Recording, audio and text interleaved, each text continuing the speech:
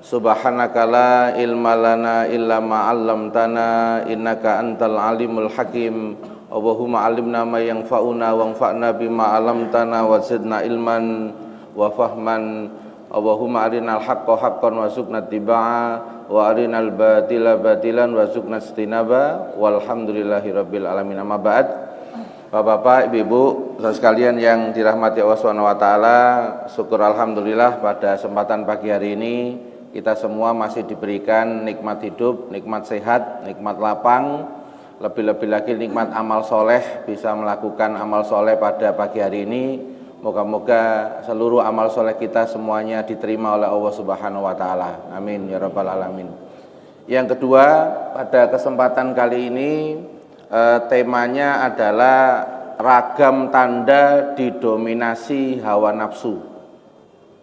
Di dalam Al-Quran, Allah Subhanahu wa taala itu memberikan sebuah peringatan di dalam surat Al-Furqan ayat 43. Ada nanti orang-orang yang kehidupannya itu dikuasai oleh hawa nafsu. Ya, beliau berfirman, Allah Subhanahu wa taala berfirman, "Ara'aita manit takhoda ilahahu hawa."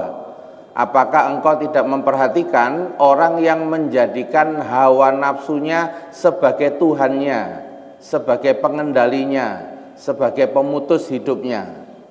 Afa anta takunu alaihi wakila?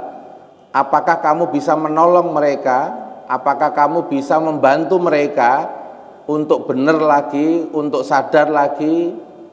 Jawabannya adalah tidak bisa. Kalau mereka masih memutuskan hawa nafsu adalah Tuhannya. Pengennya itu yang nomor satu, bukan pengennya Allah. Harapannya itu yang nomor satu, bukan ketentuannya Allah. Nah, ini namanya orangnya nggak bisa fleksibel sama kenyataan yang ditakdirkan sama Allah.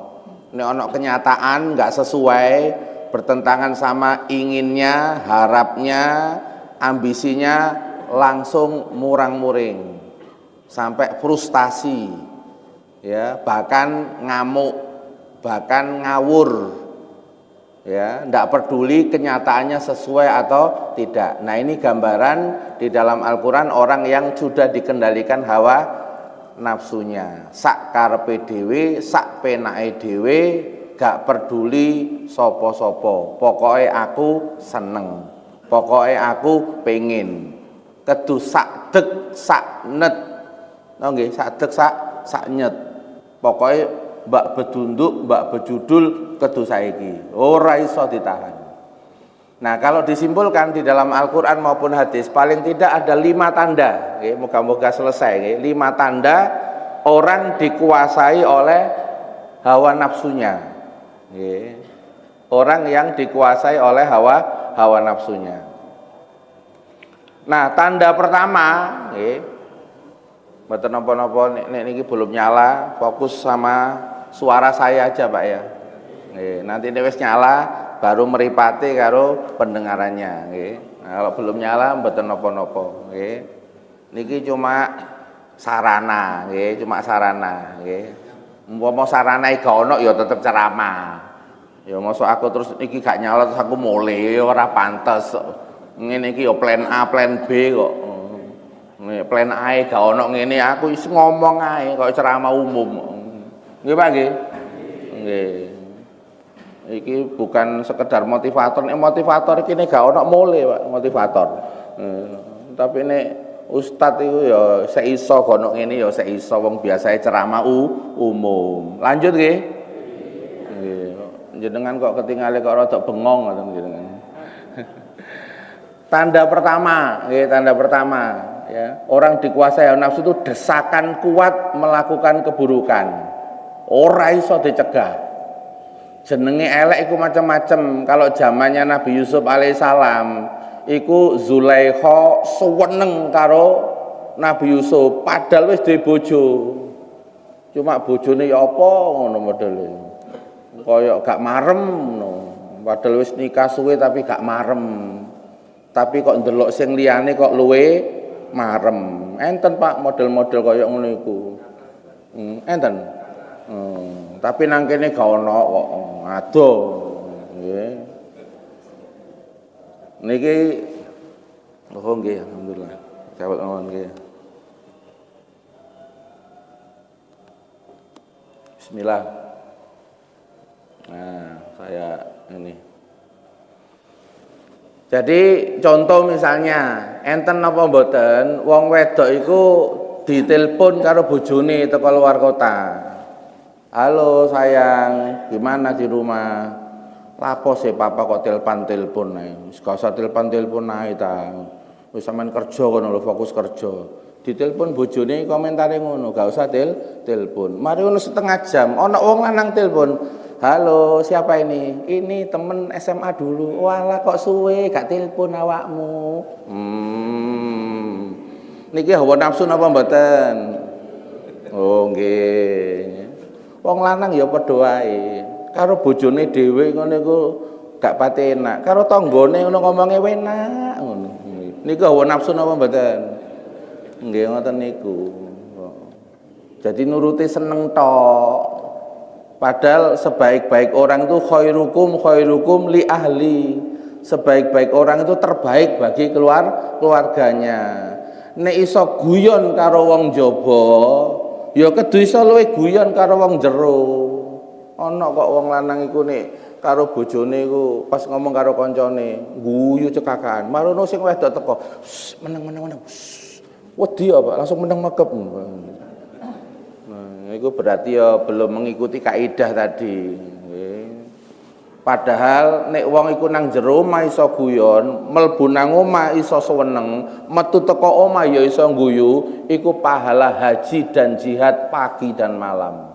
Yadkhuluna fi buyutihim dhahikan, masuk ke dalam rumah dalam keadaan ketawa, wa yakhruju minhu dhahikan. Metu teko omah ya guyu. Nggih. Berarti nek mlebu nang omah iku guyu, berarti ketemu istri karo anake seneng apa mboten? Seneng. Nek metu teko omah kok guyu, berarti nang jero omah mari seneng. Nggih Pak nggih. Nah itu kalau bisa begitu Pak, dalam kitabnya Imam Suyuti diriwayatkan sebuah hadis bahwa pahalanya itu pagi dan petang pahala haji dan pahala jihad. Padahal yo gak tau melu perang. Padahal haji lo gurung daftar. Tapi dapat pahala haji. Nggih. Mboten napa-napa nek mboten nyala pun terpengaruh. Wis dianggap ceramah umum nah kok santai mawon. Fleksibel. Salah satu tanda enggak dikuasai hawa nafsu itu fleksibel, Pak. Umpama iki LCD kok rusak, terus sing ceramah, apa gak persiapan blas. Iku hawa nafsu niku. Ora iso fleksibel. Nek gak cocok langsung merang-muring ngono. Engko disugoi apa mek ngene tok. Lah hawa nafsu. Wong tamu itu adhaif kal mayit. Tamu kaya wong mati, sugoi teh ya diombe teh, sugoi banyu ya diombe banyune. Ya, meskipun aku mau request nang panitia sing anget ae. Aku ngomong ngono tok. Soalnya rada gak enak Pak tenggorokanku timbang ganggu ceramah lah wis pokoknya aku ngomong sak mampune ngoten. Kok misalnya kok disuguhi kok malah sing adem ya ora apa-apa wong tamu kaya wong mati ya diombe ngono ae kok ngoten nggih. Nggih isu-isu pun serius-serius jenengan isu-isu jenengan ku nek isu iso guyu engko sampai sore iso guyu. Nek mabengi sadurunge turu kok gembira, biasa meniso iki gembira. Tergantung mukadimah. Jenengan kalau sebelum tidur kan makanya kan diajarkan untuk zikir supaya damai, tenang kan ngoten apa nggih? Supaya apa bangunnya itu dalam keadaan fresh. Tapi enten apa mboten sadurunge turu iku ngenes karo kene bareng. Sadurunge turu enten Pak model ngono Pak. Sampeyan titeni ya, ngono iku menisuk tangi, lak semrawut wajahe ngono. Betul apa betul? Enggak Pak, semua itu tergantung pengkondisian. Kalau pagi ku sregep bangun sampai didoakan Nabi, jadikan pagi itu barokah. Kan ngoten nggih? Wis tangi oleh barokah doain Nabi. Mari ngono yang kedua melu majelis taklim kaya ngene iki. Terus iso guyang-guyu. Engko sang sore Pak, sampai sore kok biasae wenteng awake. Oh nggih, monggo. Dapat on. Nggih, dapat. Nggih. Kenapa? Jadi itu Pak, ciri yang pertama apa? Desakan kuat, tidak bisa nahan, seperti Zulaikha disebutkan dalam surat Yusuf ayat 24. A'udzubillahi minasyaitonirrajim walaqad hammat bihi fahamma biha. Dan sungguh Zulaikha itu sangat berkeinginan. Hamma itu level ketiga Pak, dalam keinginan. Ini ingin biasa itu aroda, pengen biasa, pengen ngono ae aroda. Tapi nek pengen kok wis fokus namanya kosoda. Kosoda yaksudu, bahasa Indonesia itu bermaksud. Bermaksud kan berkeinginan Pak ya, dari kata kosoda, sudah punya tujuan. Tapi kalau hama wis gak iso dicegah, pengen sing gak iso dicegah, itu bahasa Arabnya hama. Padha karo arek-arek mahasiswa biyen lho Pak, semester pertama itu idealis, siapa saya, siapa dia, gak ndelok kanan kiri. Ngono ku semester 6 Pak, wis bingung karo cewek. Ngono ndelok siapa dia ya, ngono Pak. Pengen wisan, mulai pengen, terus sampai takon alamat, takon nomor telepon. Mari ngono lulus kok gak oleh sapa-sapa. Akhirnya Pak, siapa sajalah ngono Pak akhirnya. Timbang gak oleh. Lah itu berarti hama. Ya, timbang gak oleh. Itu namanya apa? Desakan kuat tapi tidak bisa mengendalikan. Nah, cirinya hawa nafsu desakan kuat kepada keburukan. Bukan sekedar desakan kuat, Pak. Desakan kuat kepada keburukan. Beda, Pak. Ya, jam 3 dini hari pengen sholat. Iku hawa nafsu napa mboten? Mboten, desakan kuat. Aku pokoknya pengen sholat. Ya. Ada sampai ulama itu sholat 2 rakaat, kok suweneng nambah lagi 2 rakaat, suweneng nambah lagi 2 rakaat, sampai 1000 rakaat nambah, gak kerasa sampai 1000 rakaat. Itu hawa nafsu napa mboten?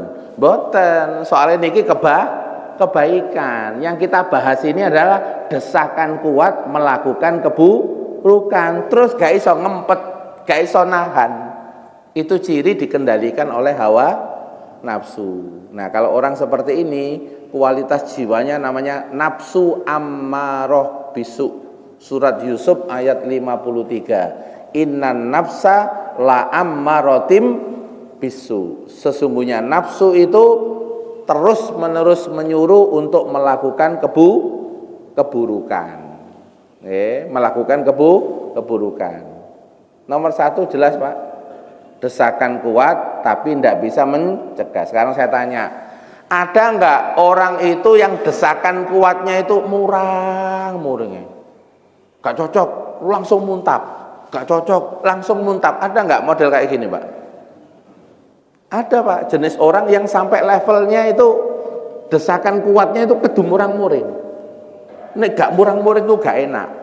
Sampai kalau zaman Nabi, ya sampai ada hadis Nabi, la takdob, la takdob, la takdob. Karena Nabi berhadapan sama orang yang kayaknya kecanduan murang-muring.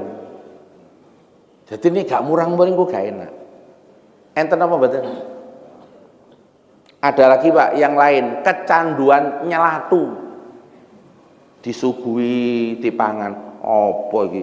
Ketokane kurang kencur, padahal masakan itu tidak membutuhkan kencur. Tapi dia ngomong kurang kencur. Apa dicelatu. Enten apa mboten wong model kaya ngene iki, Pak? Nek gak nyelatu kok gak enak. Sampai Jawa Pos iku ngadakno lomba nyelatu so, bayangkan. Wis. Iki Pak nggih. Ada lagi orang itu yang kecenderungannya nggak bisa nahan itu ngenes.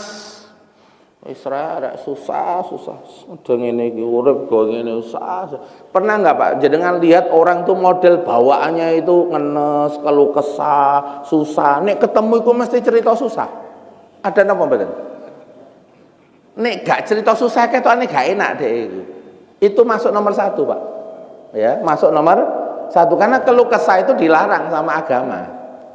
Ya, murang-muring itu ya dilarang sama agama. Termasuk ini menuruti nafsu, seneng kepada lawan jenis tapi bukan haknya juga dilarang oleh agama. Pokoknya segala jenis desakan keburukan kok gak iso ngempet, gak iso nahan, itu namanya ciri dikuasai oleh hawa nafsu.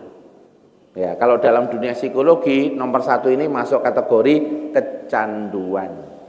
Kecanduan minuman keras, kecanduan narkoba. Nek gak makan narkoba, itu jenenge apa istilahnya itu Pak? Sakau.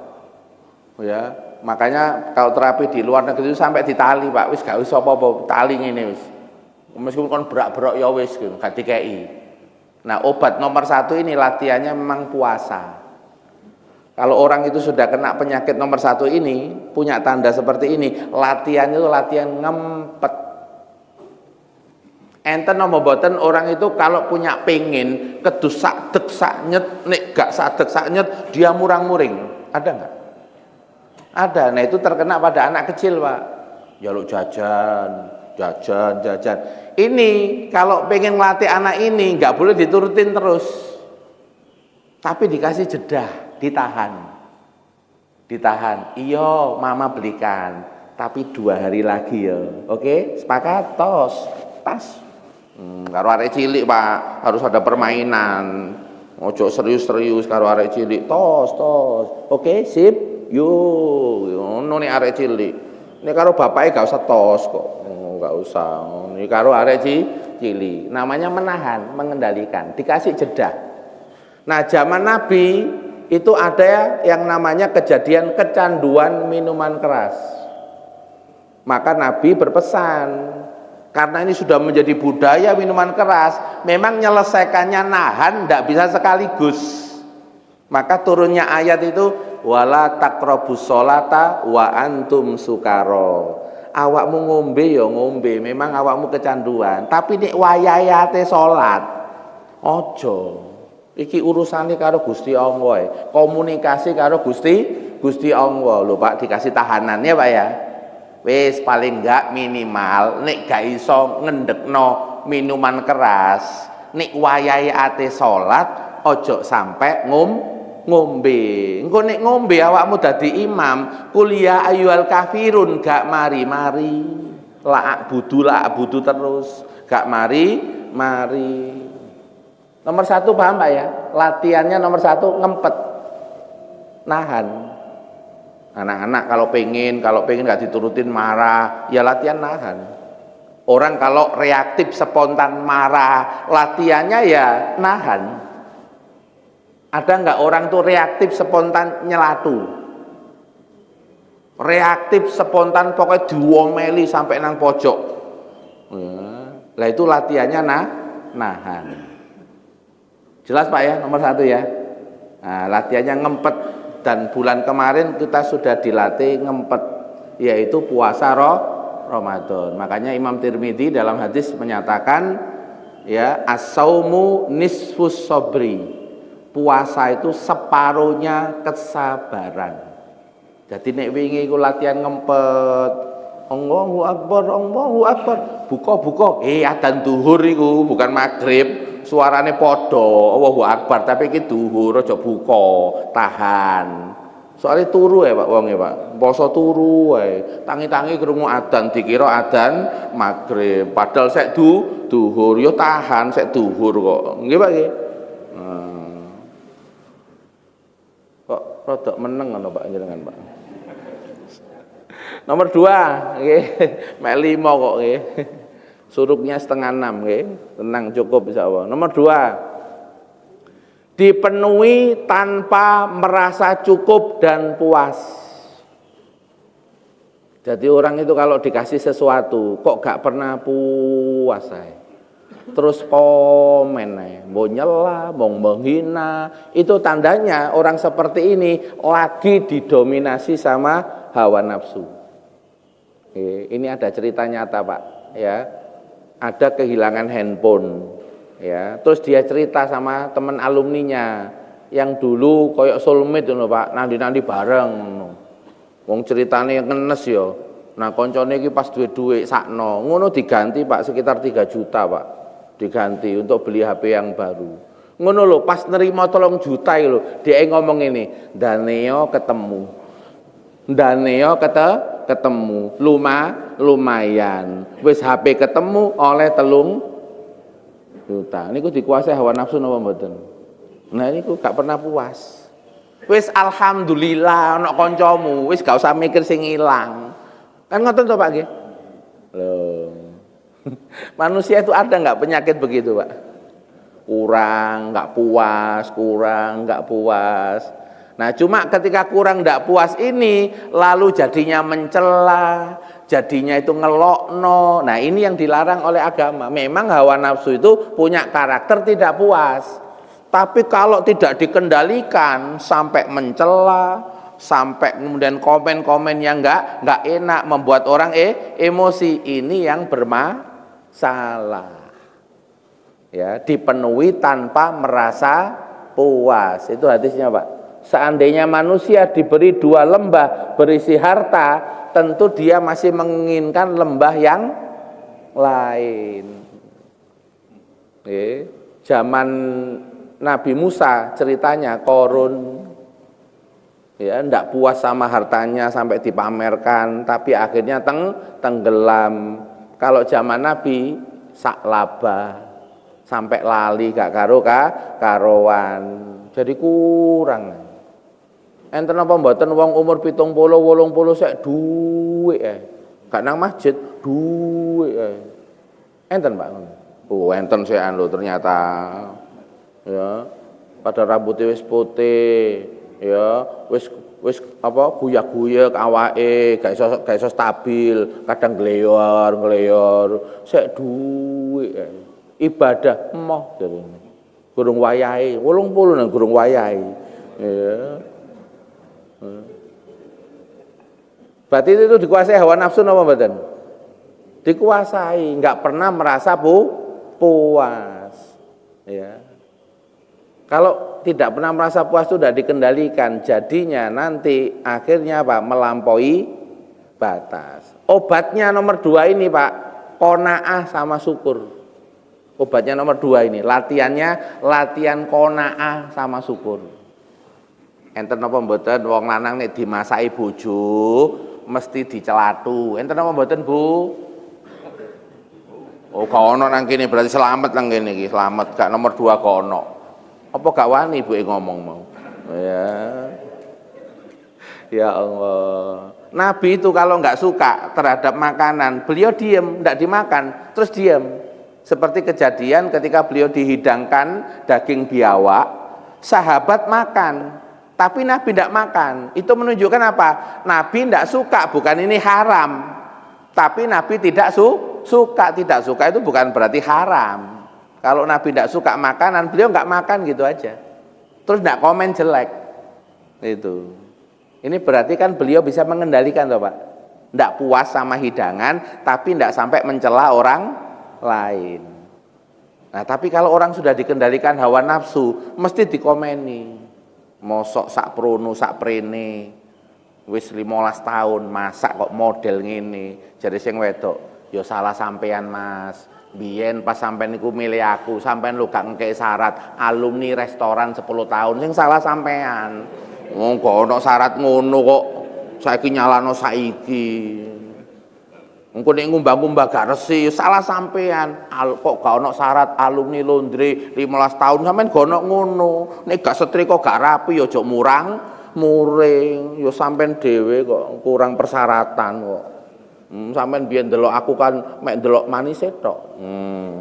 Pokoke manis nek dijak bowo pantes ngono tok. Iya. Nggih Pak nggih.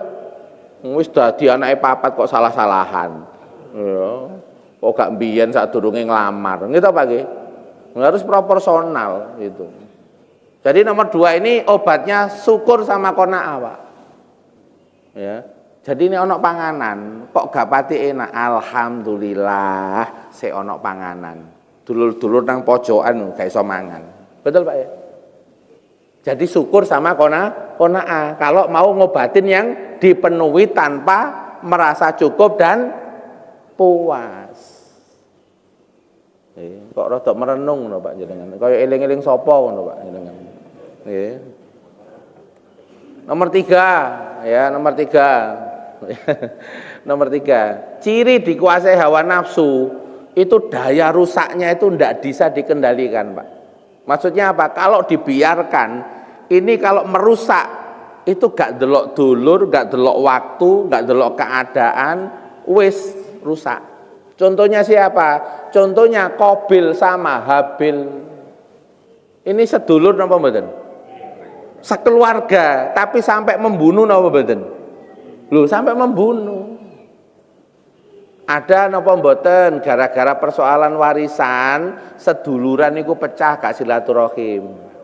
Ada enggak karena urusan warisan sampai perang nang pengadilan? Oh, ada nggih? Loh. Jadi daya rusaknya itu nih hawa nafsu, Pak. Itu daya rusaknya enggak terkendali. Iso ngerusak kekeluargaan, iso ngerusak kehidupan masyarakat. Ya, termasuk iso ngerusak apa? Membunuh orang gara-gara hawa nafsu. Ceritanya Qabil dan Habil yang tidak setuju dengan keputusan Allah. Qabil dapat perempuan yang gak pati ayu, Habil oleh sing ayu, karena syariatnya dulu nikahnya harus disilang. Tidak boleh nikah yang sama-sama dari satu kelahiran, harus disilang. Itu loh, Allah juga sudah maha baik. Ketika nggak setuju disuruh berkorban, betul Pak ya? Yang satu berkorban tanaman, yang satu berkorban binatang ternak. Ya, akhirnya Habil yang diterima, yang binatang ternak. Yang Qabilnya tidak diterima. Akhirnya Qabil murang-muring. Wis gadik iki aturan-aturan apa gak cocok kabeh. Enten Pak model komen-komen ngono. Wis gak cocok kabeh apa iku aturan kok gak nyocoki aku. Lah aturan ku sing gawe ku nyocoki awakmu tok apa nyocoki wong kabeh. Lha ya kudu wong kabeh kok nyocoki awakmu tok apa awakmu ku mbae aturan. Nggih Pak nggih. Nah, ini ayatnya nggih. Surat Al-Maidah ayat 30. Jadi maka hawa nafsu Qabil menjadikannya menganggap mudah membunuh saudaranya. Pokoknya aku kedolaiku, gak peduli mateni dulur. Aku gak peduli nang pengadilan, ketok kok congkrah antar keluarga. Pokoknya oleh apa? Warisan. Pokoknya kedua oleh. Gak oleh wis perang sekalian. Wis gadik dulur-duluran. Enten Pak komen ngono Pak. Sampai komen kalimat wis gadik duluran. Duluran. Itu tandanya apa? Sudah daya rusaknya itu merusak persaudaraan, merusak kekeluargaan, sampai merusak kemanusiaan. Ini enggak ada rasa kasihan, Pak. Gara-gara waktu itu pokoknya kedua oleh. Tapi ketika dia sudah membunuh saudaranya, menyesal apa betul? Menyesal. Sampai bingung ya apa iki carane iki. Ya, akhirnya diturunkan burung sama Allah Subhanahu wa taala untuk ngajari bagaimana cara untuk memakamkan jenazah. Loh, sampai ini kan berarti kan rodok DC kan. Oh, nuruti hawa nafsu, ngono tok gak iso ngurusi. Oh, kalah karo mano, gitu Pak ya. Kira-kira kesindir napa mboten niku? Loh, gak iso apa-apa. Ini berarti ya wong nuruti hawa nafsu iku tambah pinter apa tambah oon? Oh, tambah oon. Ya. Perlu diajari, perlu dituntun. Ya. Memang bahas hawa nafsu gak enak, Pak. Mesti kena kabeh gini. Wong kene duwe hawa nafsu ya. Itu. Cuma bentuknya kan hawa nafsu masing-masing orang beda karena situasinya beda. Tapi nggak mesti kena yang nomor ini, nomor 3 atau nomor yang pertama tadi. Dorongan kuat tapi nggak bisa mengendalikan, mendapatkan sesuatu tapi nggak pernah merasa puas, akhirnya keluh kesah, akhirnya yang ngenes saja, obatnya syukur sama kona'ah.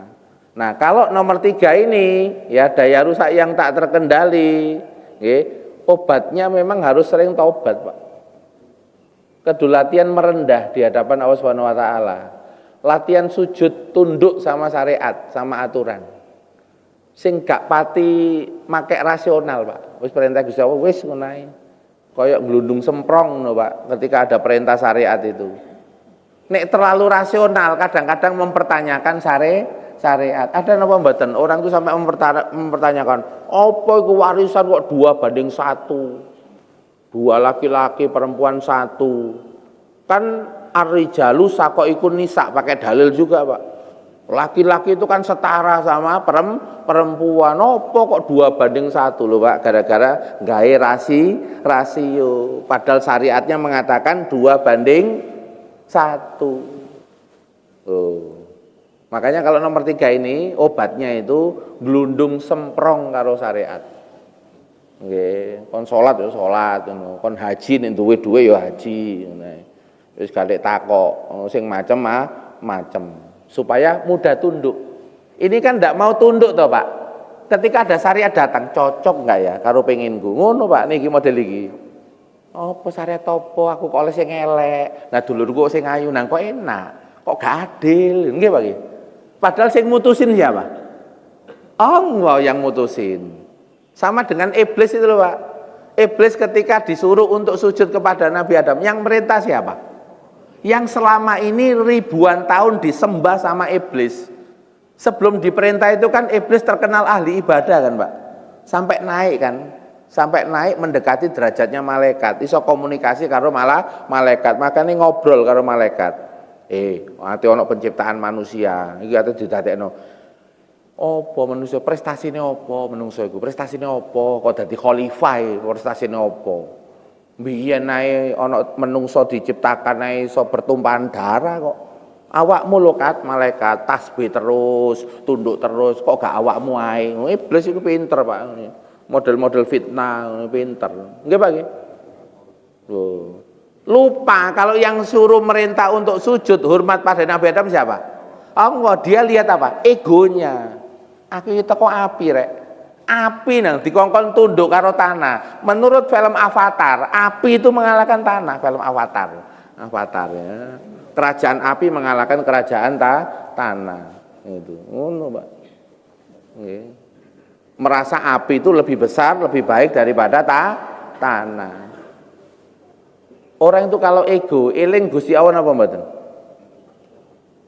Orang itu kalau egonya tok penginku, kira-kira ingat gak bahwa kejadian ini takdirnya Allah? Ingat apa mboten? Gak blas. Padahal semua kenyataan yang terjadi ini bagian takdirnya Allah. Ma asoba min musibatin illa bi'nillah. Apapun yang menimpa kalian atas izin dan kehendaknya Allah. Lali, Pak, kalau sudah dikendalikan oleh ego. Nah kalau ini diturutin terus, egonya merusak silaturahim. Sekarang saya tanya, ada nggak orang itu benci, akhirnya sampai gak mau ketemu sampai 2 tahun, Pak, gara-gara bencinya masih ada nggak, Pak? Loh, benci itu masuk kategori hawa nafsu apa mboten? Masuk. Ada nggak gara-gara benci karena dia itu pemutus perkara, akhirnya dia itu cari pasal yang memberatkan? Ada nggak? Ada, Pak? Ada. Makanya Qur'annya mengatakan janganlah kebencian kalian pada suatu kaum membuat kalian tidak berbuat adil kepada mereka. Meskipun ayat ini untuk hakim, Pak. Orang tua pun, Pak, nanti duwe anak 5, ono anak sing nyenengno, ono anak sing getingno, itu ya nggak boleh, ndak adil, Pak. Apa iki anakku situ iku wis goblok, gak pati nurut. Nggih. Iki malah kemudian apa? Diperlakukan yang tidak sama dengan yang nurut. Kira-kira, Pak, yang nurut itu ditinggikan, sing nakal, sing gak nurut itu malah dijelokno. Kira-kira kita tambah waras atau tambah parah? Hah? Tambah parah, Pak. Itu tambah parah. Kalau mau mengobati yang tidak nurut, ya, yang tidak nurut itu harus kompakan sama yang nurut-nurut itu. Dek, deketi saudaramu yang itu. Kamu dukung dia. Mas, sek plek sampean karo aku ngono, cek duwe kanca dek. Oh, itu namanya orang tuanya bijaksana. Anaknya dibuat kompakan supaya memperbaiki anak yang ini yang mungkin masih ada masalah dalam pengelola kejiwaan. Dalam dunia psikologi, Pak, kalau di keluarga itu ada orang gangguan mental, orang-orang yang di sekitar keluarga ini harus paham, memberikan vibe yang positif, memberikan kenyamanan, memberikan yang enak-enak, komen yang enak, perlakuan yang enak, sampai jiwanya damai. Nek damai tenang, engkau dituturi gampang. Loh, itu ada, Pak, pendekatan psikologi, namanya dukungan terapi, dukungan keluarga. Kenapa kok sampai ada kasus orang itu kena gangguan mental terus 2 tahun gendeng, ya? Soalnya keluarganya ndak tahu cara mentreatment. Rada elek dikomeni, rada elek dimarahi, ditekan macam-macam. Ya sedeng maring. Ya, karena setiap orang itu kalau keluar keburukan, Pak, kalau Quran mengatakan idfa billati hiyal ahsan, responlah keburukan itu dengan sikap yang terbaik. Disuruh untuk menyikapi dengan yang terbaik. Yang awalnya kalian bermusuhan menjadi teman yang setia. Surat Fusilat ayat 34. Berarti menurut ayat ini, Pak, saelek-elek uang, tapi nek sekitarnya itu orangnya itu baik dan istiqomah, potensi enggak waras, Pak, wong elek iki. Potensi waras apa mboten? Potensi waras. Asal istiqomah. Tapi berat enggak melakukan itu? Berat, Pak, levelnya level puncak takwa kok. Level ini bisa dilakukan oleh muhsinin. Level muhsinin, metu api etok nang wong-wong. Termasuk nang wong jahat iku metune api. Ya. Tetep didongakno, Pak. Allahumma firlahu warhamhu. Gak iso nulung. Aja diterusno, Pak. Wafu anhu lak mati wonge. Ya, Nabi mengajarkan cuma dua doa untuk memperbaiki orang jahat. Ya, Allahumma firlahu warhamhu. Ampuni dia ya Allah, beri rahmat sepanjang perjalanan hidupnya. Nanti disetting, Pak, sama Allah, mbok kayak musibah terus dia sadar. Nanti didatangkan orang yang lingkungannya cocok sama dia. Mungkin melalui doa-doa kita. Karena kita Allahumma firlahu warhamhu. Kalau doa kita diijabah, dia diampuni Allah apa enggak, Pak? Diampuni. Makanya kita jenengan ngapunten nggih, habis sholat rata-rata doanya apa? Allahumma fir lil muslimin wal muslimat. Iku masuk ate pengecualian kecuali ponijan ya Allah. Geting aku ora iku kecuali ponijan mboten niku. Meskipun muslimin tapi kalau geting pun mboten usah disepuro. Masuk ate pengecualian ngoten ndonga jenengan. Enggak pakai kan? Itu menunjukkan kita itu disuruh los. Wis sepuron kabeh. Allahumma fir lil muslimin wal muslimat. Makane nek dongane iku memang dari hati, Pak. Muslimin muslimat. Kok ono muslim, kok getingno kene, kita nggak mungkin benci sampai 3 hari, Pak, nggak mungkin. Karena kita tiap hari kan doa itu, Pak. Allahumma fir lil muslimin wal muslimat. Iku nek dari hati, Pak, terus plong jenengan dosa napa gampang disepuro sama Allah. Ighfir yaghfirullahu lakum. Maafkan hamba-hambaku yang salah sama kamu, maka aku gampang nyepuro salamu. Makanya ono acara halal bihalal yang disetting sama ulama, cek ketemu saling memaafkan. Nek mudah memaafkan, Allah juga mudah memberikan ampunan. Jadi poso 30 dina wingi sing ngejar ampunan iku kelakon. Poso ngejar ampunan tapi gak bisa nyepuro sing liyane. Ya gak dapat ampunan, Pak, jenengan. Wong ada kaidahnya kok, al jaza min jinsil amal. Balasan Allah tergantung perbuatan kalian. Kon nek sayang sama makhluknya Allah, kon disayang. Kon nek nulung makhluk Allah, kon ditolong Gusti Allah. Kon nek gampang nyepuro makhluk Allah, kon yo gampang disepuro. Gitu, Pak, kaidahnya. Enggak kok kadang-kadang menuso iku. Kadang-kadang menangi dhewe. Ngongkon mesin minta maaf, dhek gak gelem minta maaf dhewe. Sing gawe mesin ATM BCA sapa? Menungso ta, Pak? Jenengan ngelbokno ATM, nole kakean. Apa komene BCA? ATM BCA. Mohon maaf, saldo Anda tidak. Iku mesin iso minta maaf. Nah, sing gawe mesin menungso kon minta maaf, ego napa mboten? Wis ngono iku sak menang-menange dhewe kena hawa nafsu. Nipun dilanjut kurang 2, Pak. Salat lesu kok enggak diterusno. Wayahe nyeluk isan. Nggih. Nomor 4, menentang akal sehat dan syariat. Ini ceritanya Nabi Lut. Kaum homoseks zaman Nabi Lut. Secara akal sehat, wong lanang iki ya mesti seneng wong wedok. Wong wedok ya seneng wong lanang karena memang diciptakan daya tarik sama Allah Subhanahu wa taala. Zuyyina linnasi hubbus sahawati minan nisa, dihiasi rasa suka kepada para perempuan, laki-laki itu. Sudah dikasih fitrah begitu. Tapi Nabi Lut ini, kaumnya Nabi Lut seneng sama laki. Loh, Pak, ini rasional atau mboten, Pak? Mboten rasional, ya. Makanya kemudian ayatnya kalau dibaca Pak nggih, ini saya bacakan dulu.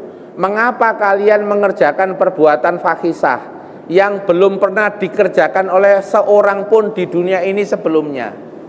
Iki nggawe bid'ah Pak, iki jenenge bid'ah asli ya, bid'ah iki bid'ah. Nggawe acara yang bertentangan dengan syariat. Biyen niku wong lanang ya seneng wong wedok, akhirnya hamil, jadi keturunan. Lah iki kok awakmu kok nggawe acara kok anyar. Ya, gaya acara anyar lanang seneng lanang yang belum pernah dilakukan sebelumnya, enggak masuk akal, ya.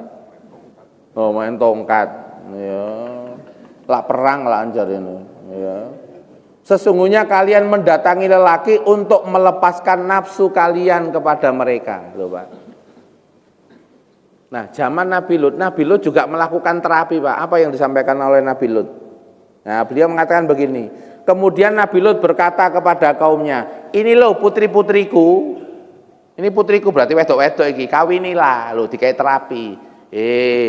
Ojo fokus sing keliru lanang kok seneng lanang iki lho wedok. Ki lho wedok. Wis nikahono wis, tak restui, qabil tu wis, tak terima. Diterapi Pak sama Nabi Lut. Bukan berarti Nabi Lut membiarkan loh Pak. Beliau ini juga tabib psikologi, gak hanya nabi. Nek seneng lanang berarti ditawari wedok, bahkan diajangi ombo. Ya wis, mahare gak usah larang-larang. Nek kepikiran mahar, pokok iki wedok halal. Loh. Nabi Lut loh Pak ngasih terapi. Apa jawaban mereka Pak? Mereka menjawab, sesungguhnya engkau telah mengetahui bahwa kami tidak mempunyai keinginan terhadap putri-putrimu. Ngono Pak komennya. Loh. Coba bayangkan, terus terang deh. Aku gak nafsu blas karo wong wedok. Ngono komennya. Nafsu karo wong lanang. Niki masuk akal napa mboten, Pak? Mboten, wis gak masuk akal, bertentangan sama syariat. Ini kaidah keempat. Kalau orang sudah dikuasai hawa nafsu, biasanya enggak rasional. Terus bertentangan sama syariat.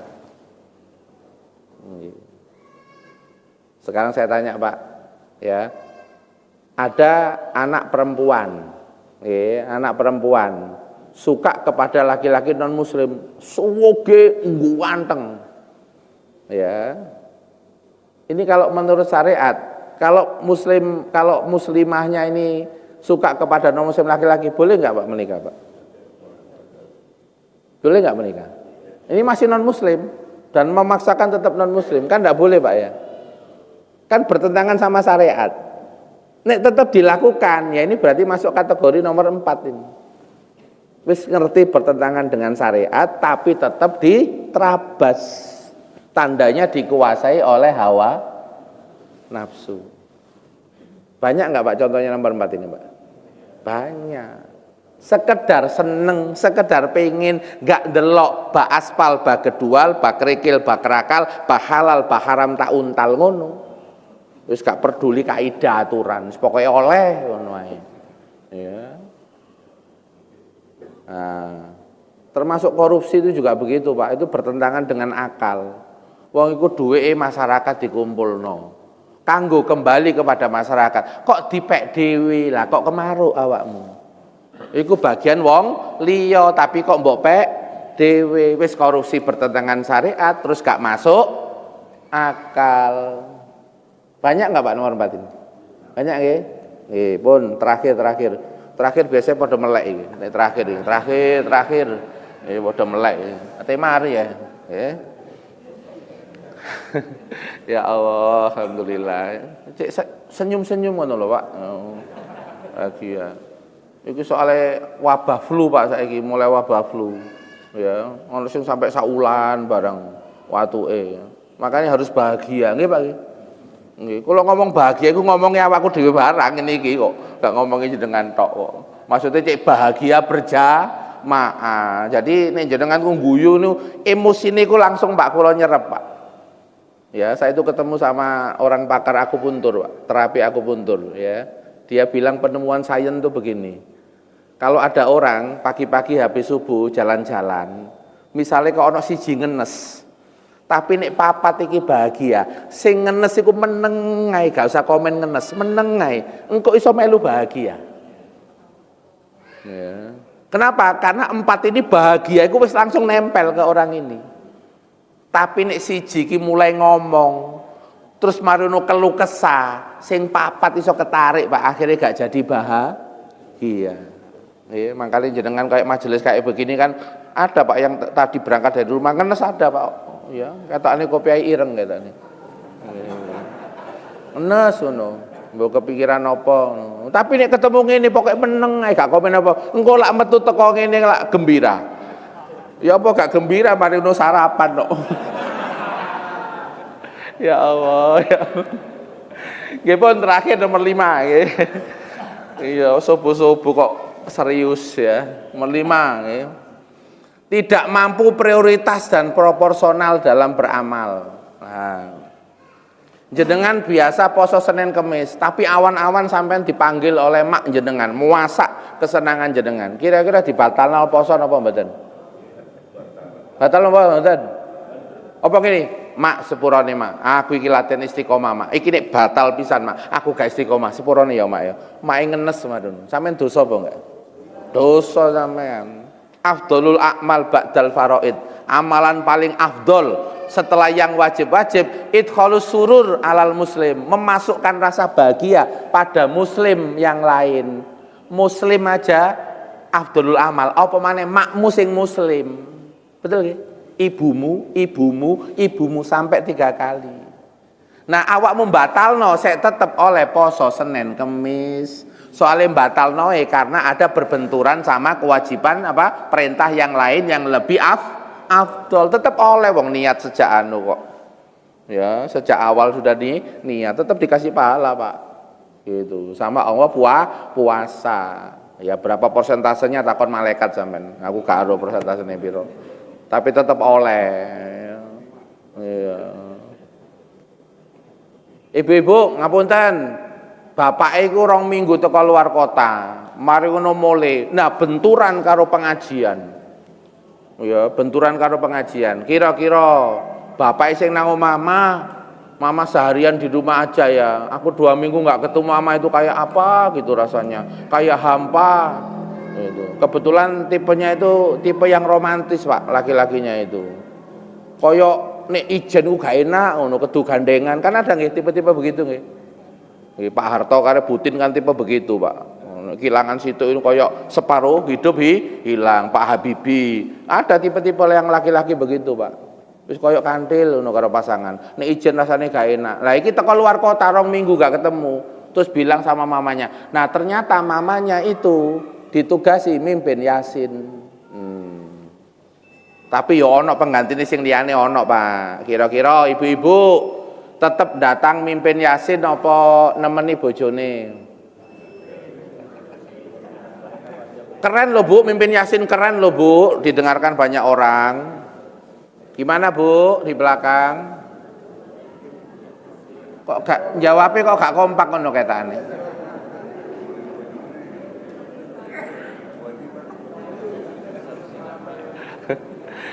Kalau menurut syariat jenengan harus di rumah.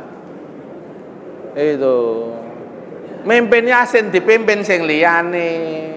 Soalnya 2 minggu gak ketemu. Lah iki tipenya tipe romantis. Ya soalnya saya ada klien Pak, ya ada klien yang perempuan ini Pak, kayak aktivis gitu padahal umurnya 60-an lebih. Yo melu PKK, yo melu opo. Nah bojone loro. Bojone loro ini tipe romantis. Itu. Sering ditinggal. Akhirnya Pak, anaknya itu curhat, telepon ke saya sama istri. Akhirnya saya datang ke rumahnya, bilangin yang ibunya ini. Yang saya takutkan apa? Iki nek khawatir nek bojomu iku innalillahi wa inna ya kok gak tambah ngeluh sampean aku ngene. Akhirnya kita sampaikan yang prioritas bukan berarti nggak boleh ngaji, nggak boleh aktivis PKK, tapi nek bojo wis koyo ngene, apalagi ini tipe romantis Pak, tipe nek ditinggal koyo langsung ngenes ngedrop ngono Pak. Wis mirip-mirip Pak Harto karo Pak Habibie itu Pak, tipe-tipe begitu.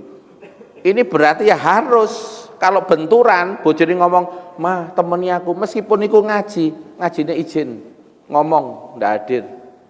Ternyata benar Pak, sebulan meninggal Pak yang laki. Tapi kan akhirnya beliau nggak menyesal karena sebulan sudah mendampingi, nggak sekedar ngikuti apa hawa nafsu pengen kesana kemari. Jadi aktivis kesana kemari bisa hawa nafsu kalau tidak memperhatikan prioritas. Jangankan begitu Pak, jihad saja berangkat berperang itu bisa hawa nafsu.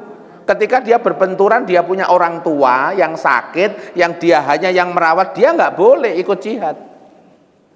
Yang didahulukan merawat orang tua. Dalam agama itu ada hukum prioritas. Kalau berbenturan satu amal dengan amal yang lain, mana yang didahulukan? Ada lagi Pak klien, ini istri, suaminya orang taat, orang baik, tapi istri ini diteror sama ibu kandungnya, disuruh berbuat baik terus kepada ibu kandungnya, sampai disuruh ngabaikan suaminya, sampai ada kata durhaka. Nah yang perempuan ini agamanya kurang, sampai tertekan Pak, mau depresi orangnya. Aku nang wong lanang kedu taat, tapi wong tua kok durhaka. Lah ini perlu diinjeksi, dipahamkan tentang kaidah prioritas. Jadi kata-kata durhaka ibu jenengan itu tidak berefek ke jenengan durhaka, karena jenengan sudah dihijab, waktu nikah sudah diserahkan kepada suami. Apalagi suami ini suami taat, bukan nyuruh yang jelek. Akhirnya apa? Bisa mengesampingkan, karena ternyata ibunya juga ada gangguan secara psikis, childish, meskipun wis tuwek tapi pengen diperhatikan, kalau nggak diperhatikan marah. Nah ini berarti harus proporsional, ya tetap santun dan ramah, ngomong kepada mamamu ya sebisanya, pakai strategi, tapi jangan sampai kemudian menghilangkan keridhaan suami. Karena kalau istri kehijab karena sudah ada akad nikah. Beda dengan laki-laki Pak. Kalau laki-laki masih bisa 50-50, ibu atau kemudian istri dikomunikasikan bagaimana yang terbaik. Gitu Pak. Moga-moga yang 5 ini kita bisa mempraktekkan Pak, karena yang 5 ini biasanya yang terkena orang-orang yang sudah taat beragama. Cobaan nomor 5 ini, tapi tidak bisa prioritas, ya tidak bisa prioritas. Zamannya Imam Syafi'i Pak, ngapunten nggih, Imam Syafi'i itu waktu tengah malam mulai dari Isya sampai subuh beliau itu nggak tidur, tapi itu dikomeni sama anaknya Imam Ahmad, anaknya muridnya. Apa guru Anda kok nggak kelihatan tahajud kayak Abah, malah begini aja berbaring aja tapi kok nggak lihat tahajud. Terus ketika waktu subuh itu tak lihat ketika ke masjid juga nggak pakai wudhu dulu, padahal kalau tidur kan wudhunya batal, seharusnya kan wudhu baru sholat subuh. Terus akhirnya Imam Ahmad tanya kepada gurunya, apa jawabannya Imam Syafi'i? Tadi malam mulai dari Isya sampai subuh aku itu nggak tidur. Aku memang nggak tahajud karena pada saat itu muncul di pikiranku 70 pertanyaan fikih. Iku lagi in, pikiranku lagi in. Nah, akhirnya aku tak jawab. Akhirnya aku gak tahajud. Aku nih tahajud pahalane mek kanggo aku tok, egois lah aku iki. Tapi nih aku nyelesaikno 70 persoalan fikih, manfaatnya ke umat lebih besar. Oh. Jadi ono Pak wong gak tahajud tapi nonton bola ya ono iku beda nek iku Pak. Iki gak tahajud tapi sinau, belajar ilmu beda itu.